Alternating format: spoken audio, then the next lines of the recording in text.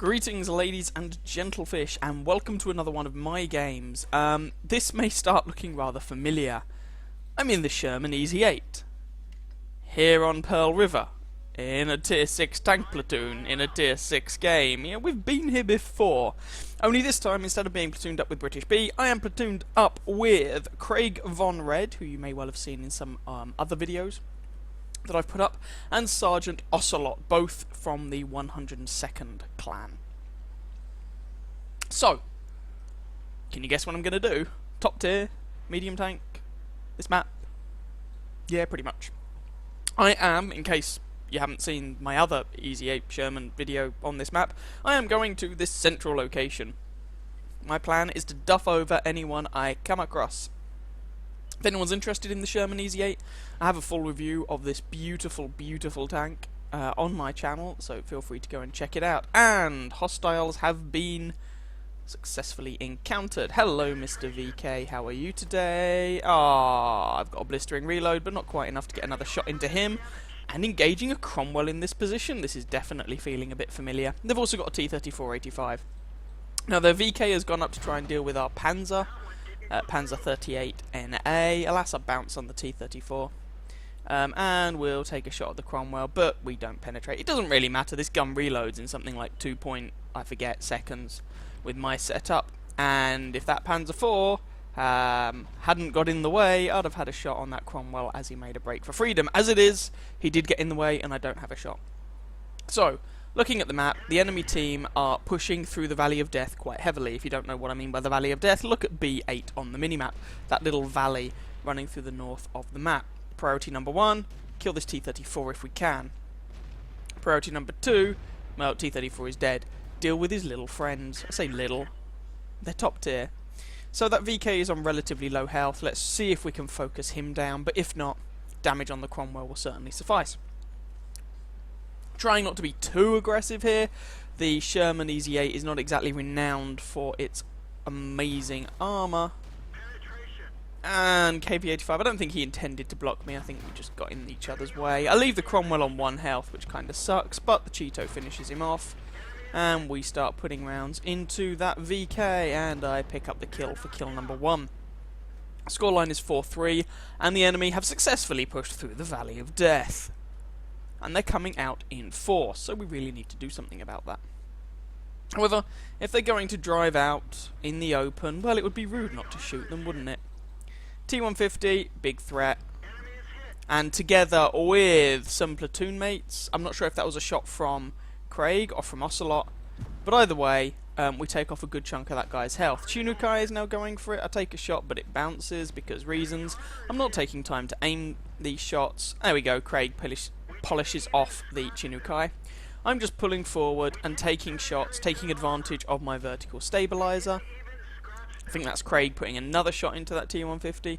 And if the T-150 is going to look at me, I'll let Craig finish him off. There we go. And he is dead, and Craig picks up his second kill. KV-85. Ooh, this is an interesting engagement. And there's an M6 behind me. Okay, change of priorities here. Turn around and let's do something about this M6. Bounce there, which is a little unfortunate. He puts a shot into me, I put another shot into him, and screw this. I can't fight him anymore. This has become a terrible engagement, and I'm gonna die, KV-1S, we'll put a shot into him. And the M6 is coming up behind me, I can't dither here. KV-85 is dead. Little Covenanter, this is probably a terrible idea, but I need that guy to die. There we go, ram him to death. Repair the track, and try and get the hell out of Dodge. And somehow, I'm not dead. I have absolutely no idea how, but I'm not. I am on 70 health, which could be better. But there's a KV-1S who is not giving me his full attention. He's got the howitzer, so it will take him ages to reload. And as it is, someone else puts a shot into him, allowing me to pick up kill number 3. M6 has been reduced to 40 hit points. There's also a Lux running rampant around our base, but I'm not too worried about that for now. Priority is currently to kill this distracted M6. Ta-ra! And that just leaves the Lux. I was saying, and that just leaves the Su-122A Soviet artillery piece. So yeah, that was a little bit quick and dirty. Loading a high explosive round here in an effort to try and, well, depends on what health the artillery's on, but if I can one-shot him, I'll give it a go. He's not a one-shot. I take the shot. Ugh. He nails Craig, and our KV-85 kills him in return. No! Craig died. No prizes for guessing who forgot that patch 8.9... patch 9.9 replays crash at the end. Yay! Anyway, here are the results. Ace Tanker, my second mark of excellence, whoop whoop. Fighter, Duelist, Fire for Effect, Bruiser, and High Caliber. 2,132 damage done, 4 kills, 1,355 base experience. Now, I was quite surprised by that experience score when I saw it, and I was quite surprised about the Ace Tanker when I saw it.